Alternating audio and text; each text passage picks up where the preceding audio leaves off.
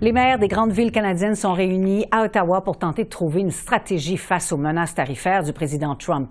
L'Alliance des maires des Grands Lacs a annoncé qu'elle se rendra à Washington du 4 au 7 mars pour tenter de changer la donne. Le premier ministre Justin Trudeau s'est adressé aux maires cet après-midi. Chaque jour, vous travaillez de près avec nos provinces et territoires. Vous êtes bien placés pour parler de l'importance du commerce interprovincial pour vos économies locales, leur rappeler l'importance de créer de nouvelles opportunités et de bons emplois pour les résidents de vos villes. Alors, c'est pas parce qu'il y a un sursis de 30 jours que le problème est réglé pour autant. La menace de tarifs douaniers pèse lourd, notamment sur les économies locales. Nous nous entretenons avec le maire de Québec, Bruno Marchand. Bonsoir, M. Marchand. Bonsoir. Alors, s'il y a un consensus, c'est sur la nécessité d'investir plus que jamais dans les infrastructures locales. Comment ça peut se traduire pour une ville comme Québec? Bien, ça se traduit par des réseaux techniques urbains, tout ce qu'on a besoin de refaire. On peut le devancer, on ne parle pas de faire des choses qu'on n'a pas besoin, mais on peut le devancer pour faire en sorte qu'on investisse dans nos infrastructures, faire travailler notre monde, donner des contrats à nos entreprises. C'est les transports collectifs, c'est toute la question de l'assainissement des eaux. Les villes ont à planifier 10, 15, 20 ans d'avance sur l'ensemble de leurs infrastructures. Si on fait ces travaux-là, si on en devance certains, comme communauté, on a gagné, parce que pendant une période d'incertitude, nos entreprises travaillent. On en bénéficie parce que nos villes restent attractives. Elles peuvent offrir les bons services aux bonnes entreprises et faire en sorte qu'on soit capable, qu'on soit capable de compenser l'effet d'incertitude pour nos entreprises.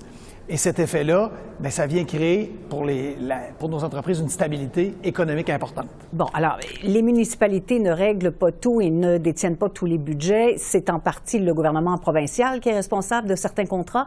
Est-ce que vous avez des garanties du côté du gouvernement provincial qui pourraient aller dans ce sens-là également?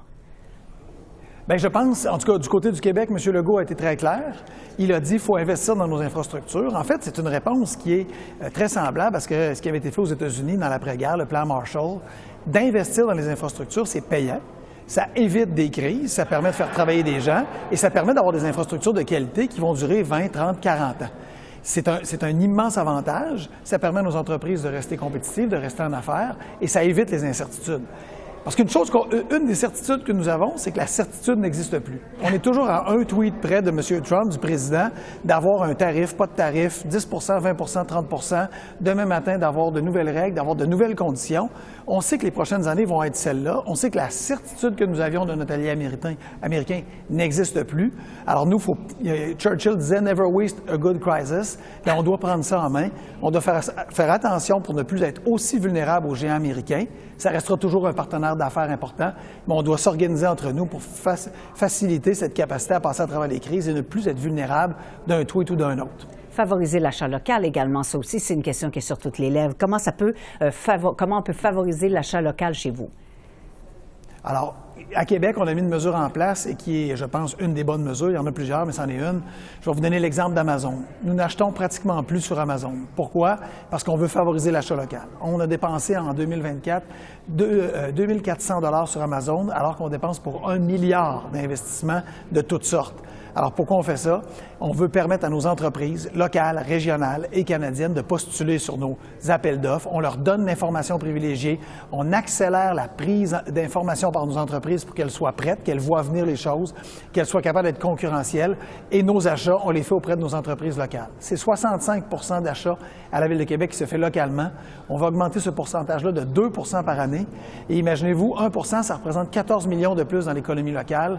Bien, c'est une façon de défaire la dépendance à des fournisseurs américains, mais surtout de renforcer énormément notre tissu économique local, régional et canadien pour justement éviter ces crises, ces sautes d'humeur d'un président qui peut décider un matin parce qu'il s'est levé fâché de partir à droite, de partir à gauche, d'aller d'en haut, aller en bas. Et ça, pour l'économie, c'est la pire des choses, cette incertitude. Oui, ça effrite la confiance, évidemment. Est-ce que vous avez le sentiment que la population est derrière vous, que les gens comprennent l'importance d'acheter local? Je pense que oui. Je pense qu'ils s'attendent ça de leur ville.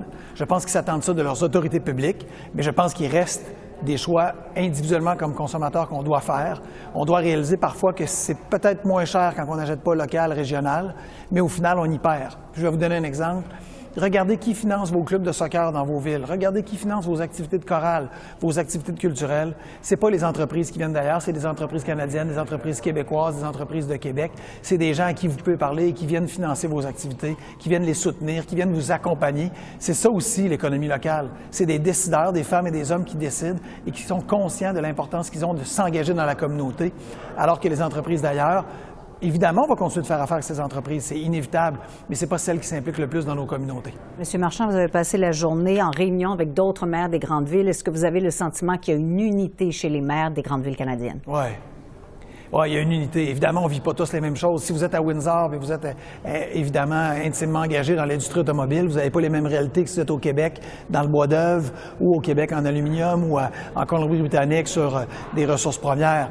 Évidemment, la réalité des villes change, mais tout le monde se dit il faut diminuer notre dépendance aux géants économiques américains. C'était le chemin facile. C'est une économie qui est immense. C'est une économie que nous avons intégrée. On va continuer de faire des affaires avec les États-Unis.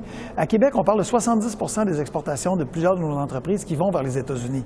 Alors, on ne passera pas de 70 à 50 en criant des doigts. Ça ne se fera pas en 3 mois, ça va prendre des années.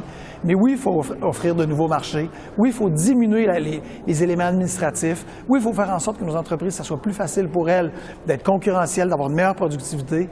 Ouvrir de nouveaux marchés vers l'Europe, vers l'Asie. Je vais vous donner un exemple. La Finlande, récemment, a dû revoir une partie de ses marchés. Pourquoi? Parce que ce qu'elle faisait avec la Russie, elle a décidé de plus le faire compte tenu de la guerre en Ukraine, puis pour les raisons évidentes qu'on connaît. Bien, elle se cherche de nouveaux partenaires et elle en cherche encore. La Finlande, c'est une économie qui ressemble à l'économie canadienne sur certains axes. Il y a de la business à faire là-bas. Mais pour nos entrepreneurs, il faut les accompagner. Et c'est pas parce qu'il y a un océan à traverser qu'il n'y a pas là des lieux intéressants. Ça ne remplacera pas le géant américain. Là, je ne suis pas en train de dire que tout d'un coup, c'est pas une baguette magique. Mais notre 70 dans le cas de Québec, s'il devient un 65, un 63, un 60 à travers les années, bien, on va être encore un peu moins sensible aux éternuements d'un président qui décide un matin de se lever pas en forme puis de punir quelqu'un au hasard tiré en regardant une carte. Est-ce que le gouvernement fédéral, le gouvernement canadien est sensible à toutes vos réalités dans les différentes villes? Oui. Oui, on a senti, on a rencontré le premier ministre aujourd'hui, on a rencontré Mme Joly, on a rencontré le nouveau ministre des Infrastructures. On sent cette réelle volonté, cet accompagnement, cette philosophie d'accompagner les villes, cette profonde conviction que sans les villes, on ne peut pas y arriver. Les villes sont nos locomotives économiques au Canada. La très grande majorité de la population canadienne vit dans les villes. Alors oui, d'investir dans les infrastructures, oui, d'encourager l'achat local, oui, de faire en sorte que les villes, à travers ces soubresauts-là, s'en sortent. Peu importe ce qui arrivera de la question des tarifs dans 30 jours, c'est une priorité du gouvernement canadien et on l'a bien senti aujourd'hui.